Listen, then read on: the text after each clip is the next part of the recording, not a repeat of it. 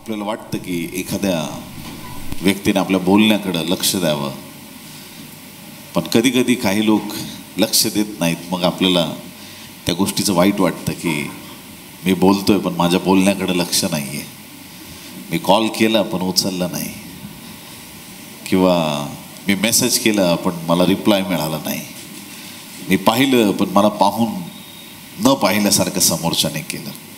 अशा अनेक गोष्टी आहेत की ज्याच्यामुळं आपल्याला बऱ्याचदा वाईट वाटतं, ज्यावेळेस कोणी आपल्याकडे लक्ष देत नाही.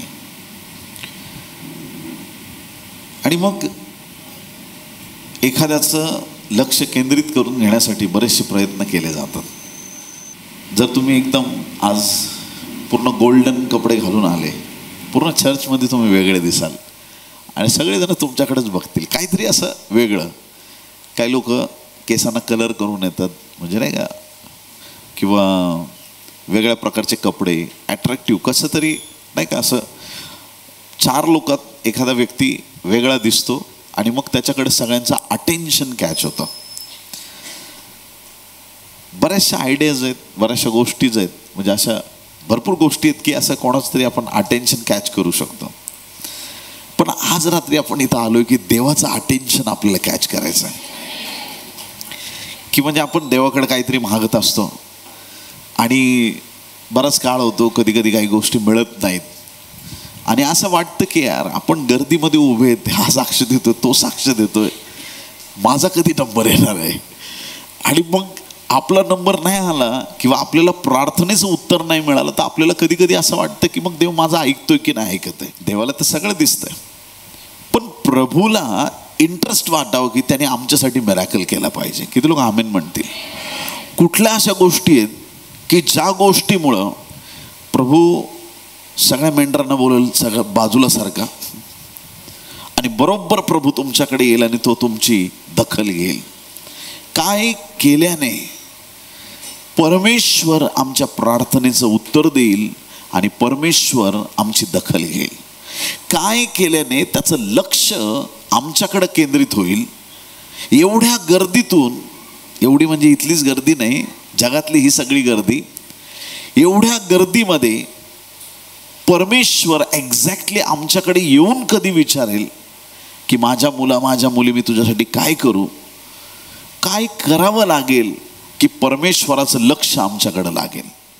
देवाच्या भेटीसाठी तुम्ही इथं आलात, वेळेचा त्याग करून, बऱ्याच गोष्टींचा त्याग करून, सगळं काही सोडून तुम्ही इथं आलात आणि तुमच्या येण्याच्या मागं काहीतरी उद्देश आहे की तो उद्देश आहे की मला प्रभूला भेटायचं आहे. तुमचं लक्ष देवाकडे लागलंय, पण आज रात्री ह्याच्याकडे लक्ष द्यायचं आपल्याला की देवाची नजर आमच्यावर कशी लागेल, प्रभू आमच्याकडे कसा केंद्रित होईल आणि प्रभू आम्हाला कसा विचारेल की माझ्या मुली मी तुझ्यासाठी काय करू? हालेलुया. सगळ्यात पहिली गोष्ट, जर तुम्हाला देवाचं लक्ष केंद्रित करायचं आहे, दोनच गोष्टी होत्या ज्या गोष्टींनी येशू ख्रिस्त आश्चर्यचकित झाला होता. दोनच गोष्टी. 2 वेळाच येशू ख्रिस्त बायबलमध्ये थक्क झाला, चकित झाला. त्याला कुणीच चकित करू शकत नाही. किती लोक आमेन म्हणणार? हालेलुया. ज्याला सगळं ज्ञात आहे, ज्याला सगळं माहीत आहे, त्याला कोण चकित करणार आहे? पण 2 वेळा येशू आश्चर्यचकित झाला. एकदा आश्चर्यचकित झाला की ज्यावेळेस त्याने लोकांमध्ये अविश्वास पाहिला. काय यांचा अविश्वास आहे असं म्हणून प्रभू आश्चर्यचकित झाला. आणि एकदा शताधिपतीचा विश्वास बघून प्रभू आश्चर्यचकित झाला. फक्त शब्द मात्र बोल प्रभू, तू माझ्या छपराखाली यावं ही माझी लायकी, माझी योग्यता नाही. फक्त तू शब्द मात्र बोल, माझा चाकर बरा होणार आहे. आणि प्रभूने म्हटले की असा विश्वास मला इस्रायल लोकांमध्ये पण आढळला नाही. देवाची स्तुती असो. विश्वास ही एक अशी पहिली गोष्ट आहे की जी देवाला तुमच्याकडे पाहायला लावते. हालेलुया. सगळ्यात पहिली गोष्ट 2 कोरिंथ 5 अध्याय 7 वचन, आम्ही विश्वासाने चालतो, डोळ्यांनी दिसते त्याप्रमाणे चालत नाही. आमेन. डोळ्यांनी दिसते म्हणजे काय? जे तुम्हाला एखाद्या गोष्टीचं बाह्य स्वरूप दिसतं त्याप्रमाणे आम्ही चालत नाही. अब्राम म्हातारा झालाय, सारा म्हातारी झालीये, डोळ्यांनी दिसतंय ते म्हातारे झालेत, पण त्याने आम्ही चालत नाही. आम्ही विश्वासाने चालतो की जो विश्वास देवाने मनात दिलेला आहे की या वयात देखील परमेश्वर त्यांना आशीर्वादित करणार आहे. जे डोळ्यांनी दिसतं त्याने आम्ही चालायचं नाही, पण विश्वासाच्या डोळ्यांनी जे तुम्हाला दिसतं त्याप्रमाणे चाललं पाहिजे. हालेलुया. हा विश्वास परमेश्वराला आपल्याजवळ आकर्षित करणारा आहे. इब्री लोकासपत्र 11वा अध्याय आणि 6वं वचन. इब्री 11 आणि 6. आणि विश्वासा वाचून त्याला संतोषवणे अशक्य आहे. विश्वासा वाचून त्याला म्हणजे परमेश्वराला विश्वासा वाचून त्याला संतोषवणे अशक्य आहे, कारण देवाजवळ जाणाऱ्याने असा विश्वास ठेवला पाहिजे की तो आहे आणि त्याचा शोध झटून करणाऱ्यांना तो प्रतिफळ देणारा आहे. विश्वासाच्या द्वारे सगळ्यात पहिली आणि महत्वाची गोष्ट, विश्वासाच्या द्वारे परमेश्वराचं लक्ष तुमच्याकडे लागणार आहे. फार महत्वाची गोष्ट आहे. विश्वास असणं ही फार मोठी आणि महत्वाची गोष्ट आहे. जर आज तो अतूट विश्वास आमच्या अंतःकरणात असेल, एखादी गोष्ट जशी आम्हाला दिसते त्याच्याकडं पाहून जगिक रीतीने जर आम्ही बोलत राहिलो की हे होणार नाही, हे अशक्य आहे, हे घडू शकत नाही, तर त्यावेळेस आमच्या जीवनाकडं परमेश्वर आकर्षित होऊ शकत नाही. पण ज्या घडीला तुम्ही म्हणता की दिसायला हे कठीण आहे, पण परमेश्वर हे करणार आहे, परमेश्वर मला उत्तर देणार आहे, परमेश्वर परिस्थिती बदलणार आहे, तर ज्या वेळेस तुम्ही वचनांवरती विश्वास ठेवता, परमेश्वराच्या अभिवचनावर विश्वास ठेवता, त्यावेळेस परमेश्वर अद्भुत आणि महान काम करतो. हालेलुया. देवाच्या प्रिय लोकांनो, जेव्हा तुम्ही विचार करता की ऋतू निघून गेलाय, वेळ निघून गेलाय आणि कसं काय होईल, त्या परिस्थितीमध्ये जर तुम्ही विश्वास प्रदर्शित केला तर तुमचा चमत्कार ठरलेला आहे. हालेलुया. ज्यावेळेस विश्वासाने तुम्ही गोष्टी घोषित करता ज्या परमेश्वराने तुम्हाला प्रकट केल्यात, त्यावेळेस त्या गोष्टी पूर्ण होताना दिसतात प्रियांनो, आणि प्रभूचं गौरव झाल्याशिवाय राहत नाही. पहिली गोष्ट विश्वास. तुमचा मेकअप देवाला अट्रॅक्ट करणार नाही, तुमचे कपडे देवाला अट्रॅक्ट करणार नाही, तुमचं कॅरेक्टर देवाला अट्रॅक्ट करणार आहे, तुमचा विश्वास देवाला अट्रॅक्ट करणार आहे. हालेलुया. परमेश्वराची नजर आपल्याकडे लागण्यासाठी सगळ्यात आधी पहिली गोष्ट आमचा विश्वास मजबूत पाहिजे. तर दुसरी महत्वाची गोष्ट स्तोत्रसंहिता 22 आणि 3. स्तोत्रसंहिता 22वा अध्याय 3रं वचन. तरी पण हे इस्रायलाच्या स्तवनात वसणाऱ्या तू पवित्र आहेस. कुणाच्या स्तवनात? इस्रायलाच्या. आपला परमेश्वर इस्रायलाच्या स्तुती स्तवनात वसणारा परमेश्वर आहे. हालेलुया. ज्या वेळेस त्याची अंतःकरणापासून स्तुती आराधना केली जाते, कशी? पाठांतर केल्यासारखी नाही, कशी? अंतःकरणापासून ज्यावेळेस त्याची स्तुती आराधना केली जाते, ही स्तुती आणि आराधनेचं असं सिंहासन आहे की देवाला सोन्या चांदीच्या सिंहासनापेक्षा ते सिंहासन जास्त आवडतं. तो पटकन येतो आणि लगेच त्याच्यावरती बसतो. किती लोक आमेन म्हणतील? तो विलंब लावत नाही, तो म्हणत नाही की मी नंतर येईल, नंतर नाही. त्याला दिसलं की खऱ्या स्तुती आराधनेचं सिंहासन माझ्यासाठी तयार आहे, तो स्वर्ग सोडतो आणि तो डायरेक्ट आमच्यामध्ये येऊन वस्ती करतो, तो डायरेक्ट आमच्यामध्ये येऊन तो विराजमान होतो. हालेलुया. असा हा परमेश्वर स्तुती स्तवनात वसणारा देव आहे. आणि म्हणून पहिली गोष्ट जर विश्वास असेल, दुसरी गोष्ट स्तुती आराधना परमेश्वराला तुमच्याकडे खेचून आणते प्रियांनो. हालेलुया. त्याचं मन तुमच्याविषयी इतकं प्रफुल्लित होतं तुमची आराधना पाहून की तो डायरेक्ट स्वर्ग सोडतो, तुम्ही जिथं आहात तिथं तो उतरून येतो. हालेलुया. पौल आणि सिलास कुठे होते? जेलमध्ये होते, बंदीगृहामध्ये होते, आणि त्यांनी काय केलं? तिथं स्तुती आणि आराधना केली.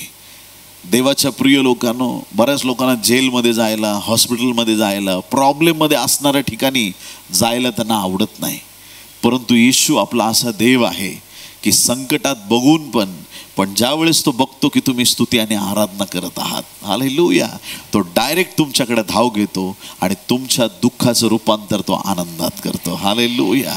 स्तुती आराधना फार महत्वाची. आपल्या अंतःकरणात प्रभूला गायन वादन करा. हालेलुया. प्रभूची स्तुती असो. की देवाच्या प्रिय लोकांनो, जेव्हा तुम्ही खरी स्तुती आणि आराधना करता, आम्ही डोळ्यांनी पाहिले प्रियांनो ही गोष्ट, तुम्ही ऐकताय का?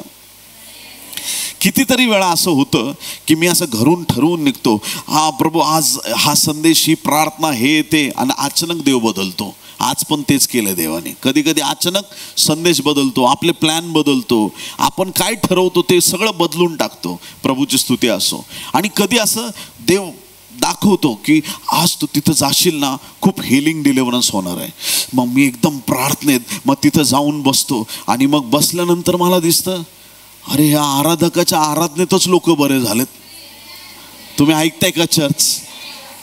प्रार्थना करण्याआधी आराधकांनी स्वर्ग खेचून खाली आणला, देवाच्या उपस्थितीत लोक सगळे बरे झाले. असं कैक वेळा घडलं. किती लोक आमेन म्हणणार आहेत?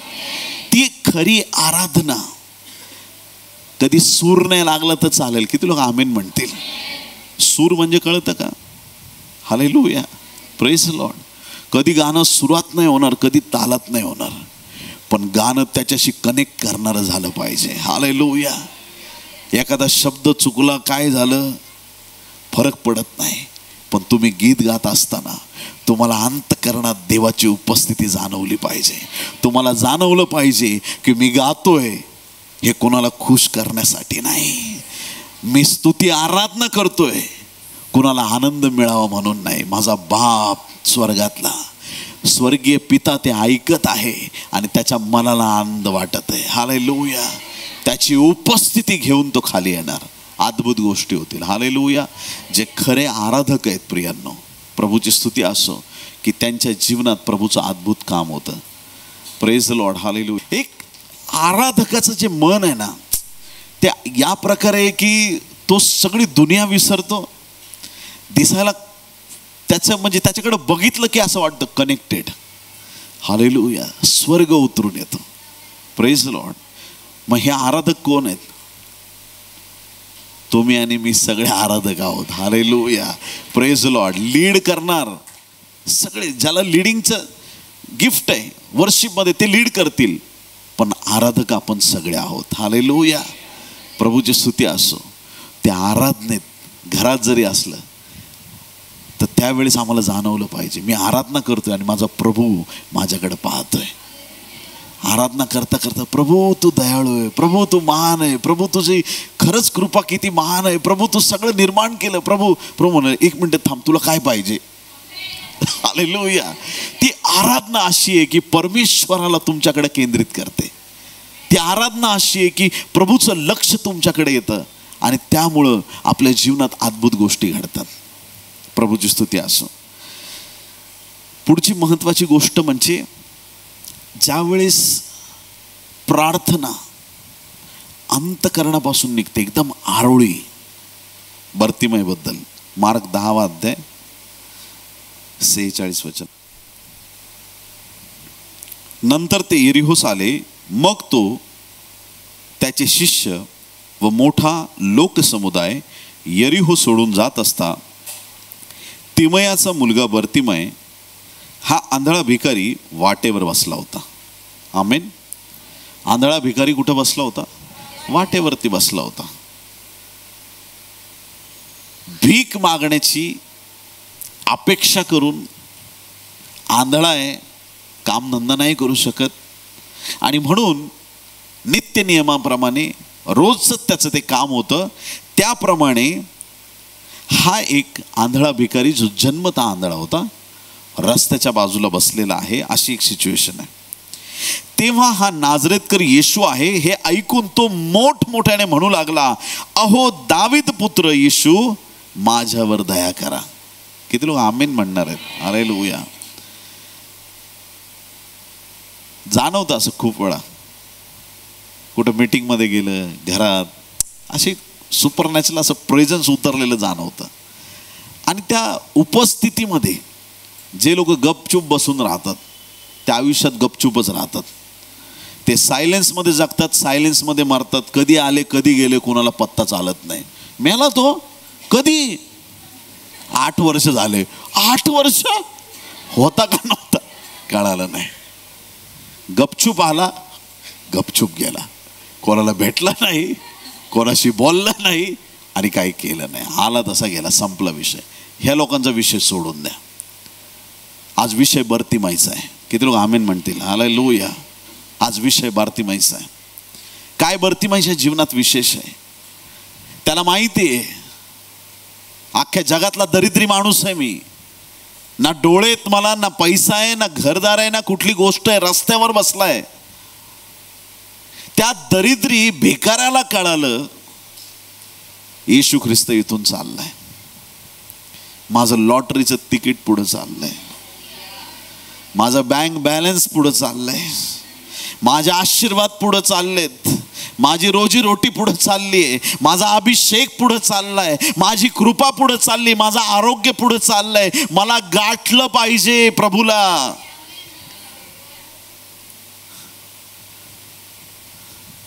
हा प्रभू येशू चाललाय, तो जगाचं निर्माण करताय. मला त्याला हाक मारणं गरजेचं आहे. वास्तविक पाहता त्याच्या आजूबाजूचे लोक सगळे भिकारी आहेत. किती लोक आमेन म्हणतील? समजलं पटलं तर घ्या, नाही तर सोडून द्या. कारण यांच्या पुढे हात पसरतो, 4 आठाने देतात आणि सगळ्या दुनियात फेसबुकवर फोटो टाकून मला हिनवतात. एक वडापाव देतील पण स्टेटसवर 50 दिवस दाखवतील, बघा मी किती दानशूर आहे. हे भिकारी लोक आहेत सगळे, माझ्यापेक्षा जास्त. पण आज खरा बाप आलेला आहे. माझा सुटका करणारा प्रभू आलेला आहे. मला सोडवणारा आलेला आहे. माझा आरोग्यदाता, माझा मुक्तीदाता, माझा उद्धारक आलेला आहे. कसा शांत बसू? शक्य नव्हतं त्याच्यासाठी शांत बसणं. ओरडायला सुरुवात केली, अहो येशू दाविदाचे पुत्र, माझ्यावर दया करा, दया करा माझ्यावर. त्याचा जो आवाज होता ना, एकदम अंतकरणापासून होता. एकदम अंतकरणापासून एवढा जोरात आवाज होता का शिष्यांना त्याला काउन्सिलिंग करावी लागली. बाबा रे, ओरडू नको, घसा बिसा जाईल. आधी डोळे गेलेत, घसा पण जाईल. एवढा ओरडू नको. काय झालंय तुला? Don't shout, please be quite, please be quite. आपला प्रभू शांतीचा देव आहे. आपला प्रभू शांतीचा राजकुमार आहे. आपला प्रभू इतका शांत संयमी आहे. आपला प्रभू दीन आहे, लीन आहे. तू पण दीन आणि लीन हो. आवाज बंद कर तुझा. येड्या बाजूला चल. मी ओरडणार. आज मला कोणी गप्प करू शकणार नाही, कोणाला शक्य होणार नाही. आज मी अशी आरोळी मारणार आहे. आज मी एवढा ओरडणार आहे. आजपर्यंत जेवढा कधी ओरडलो नसो असा आवाज माझ्या कंठातून मी काढणार आहे. तो ओरडत राहिला, तो ओरडत राहिला आणि प्रभू पुढं चालत राहिला, चालत राहिला. प्रभूची स्तुती असो. प्रभू चालत राहिला. लोक त्याला शांत करतायत आणि त्या गडबडीत प्रभू पुढं चाललाय. त्याचा आवाज वाढतच गेला, वाढतच गेला, वाढतच गेला, वाढतच गेला, वाढतच गेला. त्याला माहित होतं आजचा दिवस माझ्या हिलिंगचा दिवस आहे. आजचा दिवस देवाला भेटण्याचा दिवस आहे. हा समय या कंगालाला श्रीमंत करण्याचा समय आहे. हा समय या भिकाऱ्याला धनवान होण्याचा समय आहे. माझा टाइम आलाय आता. आता माझ्याकडून गप बसणं होणार नाही रे बाबा. तू शिष्य असो नाही तर तू कोणी पण असो, मला घेणं देणं नाही. मी हाक मारणार. ओरडत राहिला, ओरडत राहिला, ओरडत राहिला, ओरडत राहिला. आणि मग काय? 49 वचन. तेव्हा येशू थांबून म्हणाला, त्याला बोलवा. त्याला कुणाला? झालं ना त्याचं सार्थक. पुढं काय झालं ते सगळं नंतर बघा. पुढं त्याच्या जीवनात काय घडलं तो नंतरचा विषय. पण कुणी आवाज दिला आणि काय सांगितलंय? तेव्हा येशू थांबून म्हणाला, त्याला बोलवा. आता कुणाला सांगितलं असेल हे काम? जे शिष्य बोलत होते ओरडू नको, त्यांनाच निरोप द्यायला लावला, चल तुझा नंबर आलाय. जे तुम्हाला अडवतात ना, जे तुम्हाला थांबवतात ना, जे तुम्हाला म्हणतात ना जाऊ नको प्रार्थनेला, जे म्हणतात ना देवाकडे जाऊन तुला काय फायदा होणार आहे, जे म्हणतात ना ओरडू नको, प्रार्थना करू नको, या घरात काही चालणार नाही, तेच लोक एक दिवशी येशूचा निरोप तुमच्यासाठी घेऊन येणार आहे. तेच लोक, त्यांच्या नजरे देखत देव तुम्हाला उंच करणार आहे.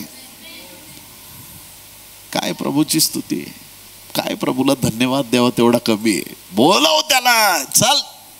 पण प्रभू तो, चल बोलव त्याला, आधी घेऊन ये त्याला इकडं. घेऊन आले. मग ते त्या आंधळ्याला बोलावून म्हणाले, धीर धर, उठ, तो तुला बोलावित आहे. धीर धर, उठ, तो तुला, येशू तुला बोलवत आहे. काय मेसेज आहे हा? हालेलुया. धीर धर. एवढ्या वेळ तू धीर धरला नव्हता, आता धीर धर. कारण आता तू जे ज्याच्यासाठी ओरडत होता, तुझं काम झालं, तुझी फाईल तिथपर्यंत पोहोचली. हालेलुया. फायनल सँक्शन बाकी आहे, तू चल आता. हालेलुया. चल, तू धीर धर, उठ आणि ये. तेव्हा तो आपले वस्त्र टाकून उठला व येशूकडे आला. भीक मागण्याचे कपडे टाकून दिले, प्रभूकडे आला, येशूकडे आला. येशू त्याला म्हणाला, मी तुझ्यासाठी काय करावे अशी तुझी इच्छा आहे. हालेलुया. का घडला असं? कोण आहे हा? हा कोणी धनवान माणूस आहे का? हा कोणी मोठा माणूस आहे का? हा कोण आहे? एक दीन दरिद्री कंगाल व्यक्ती, त्याला प्रभू विचारतो, मी तुझ्यासाठी काय करू?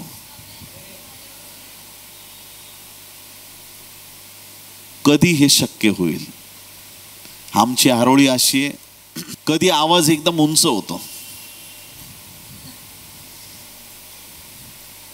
आणि कधी कधी आवाज इतका खोल जातो की शब्द फुटत नाहीत. स्वभाव फ्लक्च्युएट होत राहतो, विश्वास डगमगतो.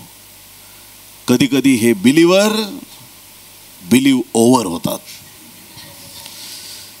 आणि मग एवढी गडबड होऊन जाते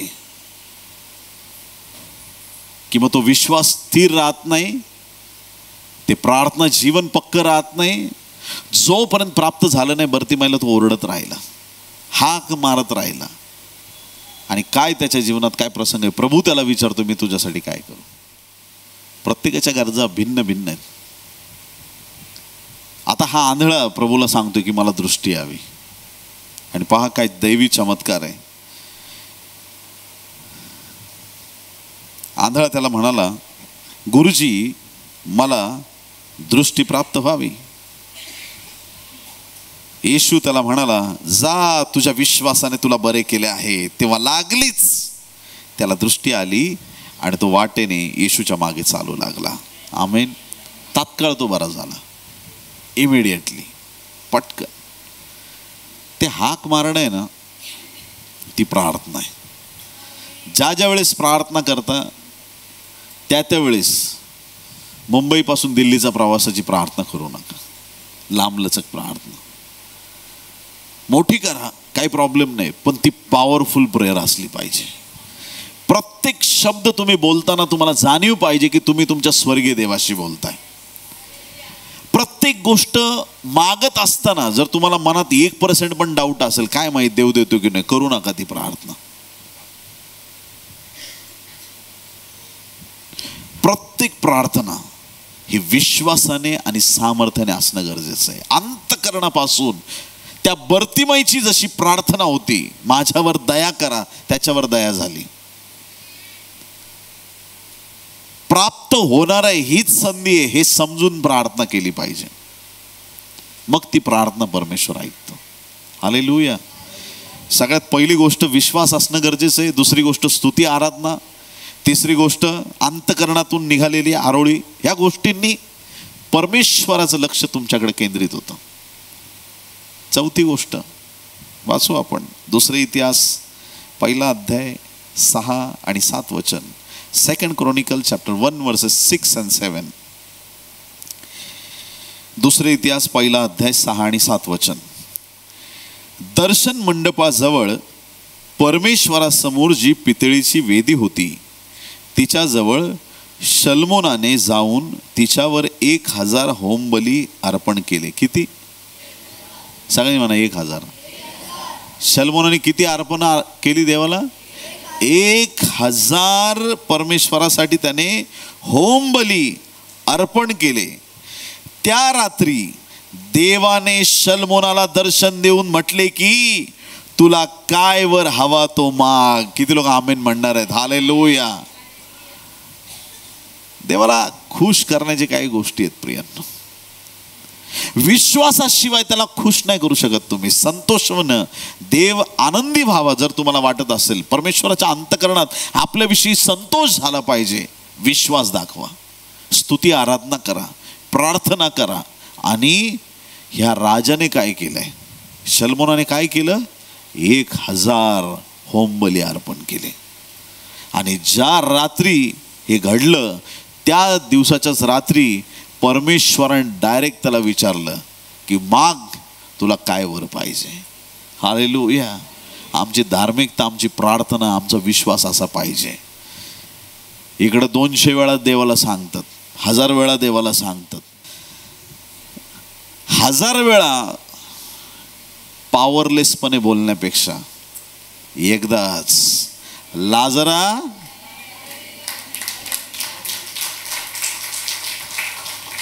नाही तर 4 घंटे हेच चालले. लाजरा विनंती करतो तुला, येतो का नाही बाहेर? मी आत येऊ.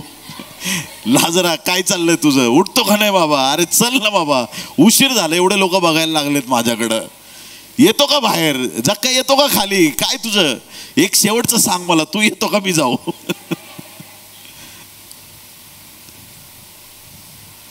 प्रार्थना करताना एक पक्का अटळ विश्वास आपल्याकडे पाहिजे.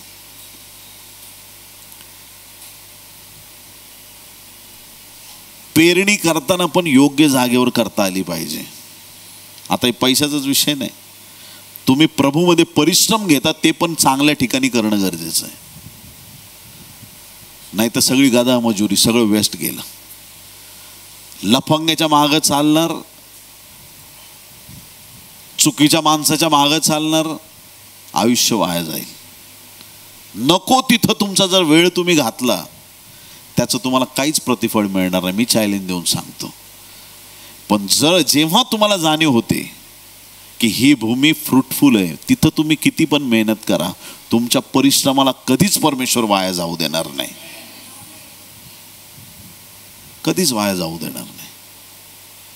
आमचं ह्या गोष्टीकडे बघण्याचा दृष्टिकोन बदलला पाहिजे. शल्मोनाने काय केलंय? 1000 होमबली दिले. 1000 होमबली. मंडपाच्या सणात 7 द्यायचे कोकरं, ठीक आहे. प्रत्येक सणात किती द्यायचे ते ठरलं होतं, पण त्यांनी देवासाठी अनलिमिटेड देऊन टाकलं. जे देव मागतोय त्याच्यापेक्षा त्यांनी जास्त देऊन टाकलं. आता इथं काही एडके बकरे घेऊन येऊ नका, नाही ते येत्या गुरुवारी कार्यक्रम करायला, नाही तर उद्याच. तसं करू नका. हालेलुया.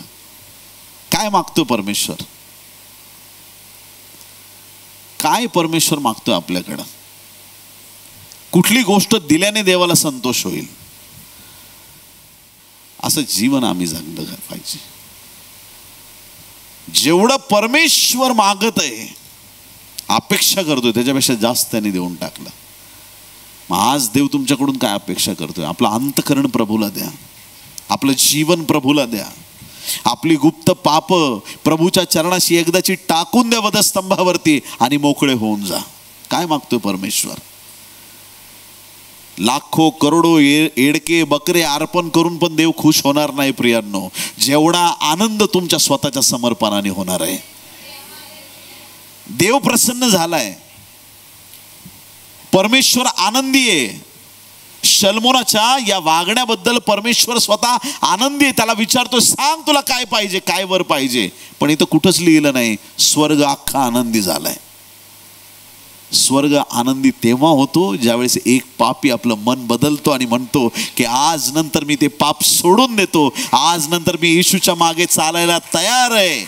हे खरं समर्पण आज देव मागत आहे. एकदा तुम्हीच देवाच्या राज्यात आलात ना, तुम्हीच देवाचे झालात. अरे मग कसलं दान, कसलं दशमांश, कसलं हे, कसला वेळ, कसलं काय, विषय संपला ना. तुम्हीच देवाचे पूर्ण. जो तेरा है वो मेरा है प्रभु बदल, और जो मेरा है वो तेरा है. एवढं समर्पण. एक पण हृदयाचा कप्पा लपून नाही ठेवायचा. बोला येशू मसीह की हालेलुया.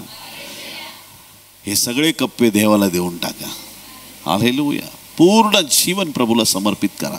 आणि ज्यावेळेस हे समर्पण आपलं खरं होतं ना देवासाठी, त्यावेळेस रिक्वेस्ट करत बसावी लागत नाही की देवा माझ्यासाठी हे कर आणि देवा माझ्यासाठी ते कर. तो स्वतः तुमच्याकडे येईल आणि तो तुम्हाला विचारेल, माग मी तुला काय देऊ. बर्तिमाईला विचारलं म्हणजे जुन्या करारात धनवानाला विचारतोय. हालेलुया. शल्मोनाला विचारतोय, तुला काय वर पाहिजे तो माग. आता राजघराण्यातला मुलगा आहे म्हणून मी त्याला धनवान म्हटलो. ऐकताय का तुम्ही चर्च? नंतर देवाने त्याला अजून संपत्ती दिली, तो भाग निराळा. पण राजपुत्राला देव विचारतोय तुला काय पाहिजे. आणि नवीन घरात प्रभू रस्त्यावरच्या गरीबाला विचारतो, सांग तुला काय पाहिजे.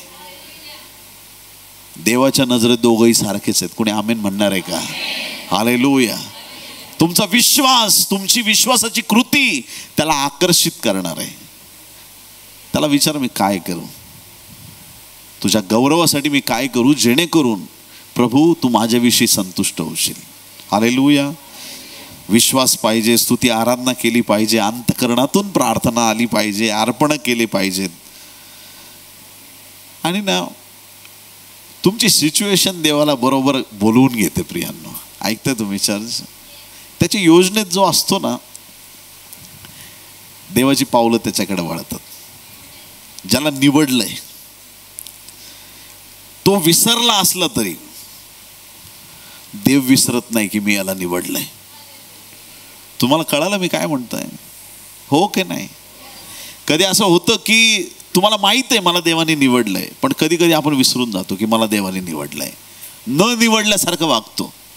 पण त्या परिस्थितीत पण देव आमच्याकडे पाहतो आणि तो आठवण करून देतो, बाळा रे मी तुला निवडलंय, तुला मी राष्ट्रांचा प्रकाश केलाय, तुला जगापासून वेगळं केलं. तो आठवण करून देतो. तुमची परिस्थिती त्याला स्वतःकडे घेऊन तुमच्याकडे घेऊन येते. तो तुमच्याकडे येतो. तुमच्या वाईट परिस्थितीकडे तो पाहू शकत नाही. त्याची लेकरं दुःखात संकटात तो पाहू शकत नाही. एक वचन आहे इथं, योहान याचा 5वा अध्याय 4 पासून वाचू आपण. कारण की देवदूत वेळोवेळी तळ्यात उतरून पाणी हलवित असे आणि पाणी हलविल्यानंतर त्यात प्रथम जो जाई त्याला कोणताही रोग असला तरी तो बरा होत असे. तुम्हाला कळते सिच्युएशन? शेवटचा मुद्दा आहे. ह्या मुद्द्यात आपण हे पाहत आहोत की आणखीन आपण काय करू शकतो की प्रभूचं लक्ष आमच्याकडे यावं. आता एक तळ आहे, ज्या तळ्याचं नाव आहे बेतेसदा. बेतेसदा तळ्याची खासियत होती की स्वर्गातून देवदूत यायचा आणि काय करायचा? पाणी हलवायचा. पाणी हल्ल्याच्या नंतर आजूबाजूला जे लोक आहेत त्या तळ्याच्या, पहिली ज्याची नजर पडेल तो लगेच काय करणार? पाण्यात उडी मारणार. आता समजा एखाद्याला उडी मारता येत नाही, असं होऊ शकतं, पॉसिबल आहे. तुम्हाला येते? Praise the lord, hallelujah. योहानाने त्या आईच्या उदरात उडी मारली होती, आहे ना? प्रभूची स्तुती असो. पण त्या पाण्यात उडी मारण्यासाठी कोणी कॅपेबल नसेल तर त्यांच्या घरचे लोक, मित्रमंडळी बसून राहायचे. तुला फेकतो योनासारखं, तू तयारीत राहा. तिकडून पाणी आलं, दे ढकलून. हल्ल्याबरोबर दिलं ढकलून, पाण्यात पडला, बरा झाला, चालला घरी. असं त्या ठिकाणचं वातावरण होतं. आता एक असा दिवस आलाय की त्या तळ्याजवळ येशू ख्रिस्त आलेला आहे. Praise the lord. Yeshu Khrist Bethesda तळ्याजवळ आलाय आणि त्या तळ्याच्या जवळ आल्यानंतर वाचूया आपण एक वचन. तेथे 38 वर्षे आजारी असलेला कोणी एक माणूस होता. येशूने त्याला पडलेले पाहिले आणि त्याला तसे पडून आता बराच काळ लोटला आहे हे ओळखून त्याला म्हटले, तुला बरे होण्याची इच्छा आहे काय? आमेन, हालेलुया. त्या बेतसदा तळ्याजवळ तो एकटा व्यक्ती नव्हता. त्या ठिकाणी अनेक लोक त्याच्या आजूबाजूला होते की ज्यांना आरोग्याची गरज होती. ह्या सगळ्या गर्दीमध्ये कैक आजारी लोक होते, पण येशू ख्रिस्त त्याच्याकडेच का गेला हा महत्त्वाचा प्रश्न आहे. कारण की तो बराच काळ झाला तिथं पडून होता. 38 वर्षाचा दुखणेकरी, 38 वर्ष त्याचा आजार कोणाला बरा करता आला नाही. 38 वर्ष झाले तो आपल्या आरोग्याची वाट पाहत आहे. म्हणजे येशूच्या जन्माच्या आधीपासून त्याला आजार लागला होता. येशू क्रूसावर गेला तेव्हा 33.5 वर्षाचा. त्याच्या जन्माच्या आधीपासून हा आजारी पडलाय आणि तेव्हापासून वाट बघतोय की मी कधी बरा होणार, मी कधी बरा होणार, मी कधी बरा होणार. त्याला काय आरोग्य मिळत नाहीये. अशा स्थितीमध्ये तो तिथं पडलाय आणि प्रभू त्याच्याजवळ येऊन विचारतो, तुला बरं होण्याची इच्छा आहे का? प्रभूची स्तुती असो. देवाच्या प्रिय लोकांनो, त्याची सिच्युएशन या व्यक्तीची फार गंभीर होती, विशेष होती आणि प्रभूने त्याला आरोग्य दिलं. प्रभूने आज्ञा केली, उठ, बाज उचलून चालू लाग, आणि प्रभूने त्याला पूर्ण बरं केलं. तो 100% हील झाला आणि मग नंतर बाकीचे पुष्कळ रोगी तिथं बरे केले. हालेलुया. पण प्रश्न आहे, पहिला कोण बरा झाला? तुम्हाला कळालं इथं? देवदूतांनी पाणी हलवल्यानंतर ते वाट बघायचे कोण पहिला बरा झाला. ज्याच्यात जास्त ताकद आहे तो पहिला बरा होणार, ज्याच्याकडे कोणी सोबती आहे तो पहिला बरा होणार, ज्याला कोणी मदतगार आहे तो पहिला होणार. पण प्रभू आल्यावर जो सगळ्यात कंगाल आहे तो पहिला धनवान होणार, जो सगळ्यात गरीब आहे तो सगळ्यात पहिला श्रीमंत होणार, जो सगळ्यात माग आहे परमेश्वर सगळ्यात पुढे आणून त्याला बसवणार. बोला येशू मसीह की. कुठल्या गोष्टीत लई मागं पडलात तुम्ही, आज प्रभू तुम्हाला त्या ठिकाणातून उचलणार आहे. हालेलुया. कुठल्या गोष्टीत तुम्ही खूप मागे पडलायत, त्या गोष्टीत देव तुम्हाला उंच करणार आहे. काय अडचण आहे तुमची आज रात्री? आज अशी स्तुती, आराधना, प्रार्थना, विश्वास, देवासाठी समर्पण, आज देवाकडं जे जे करता येईल ते आज रात्री करायचं प्रियांनो. पण आज इथून उत्तर घेतल्याशिवाय बाहेर पडायचं नाही. हालेलुया. बोलो येशू मसीह की.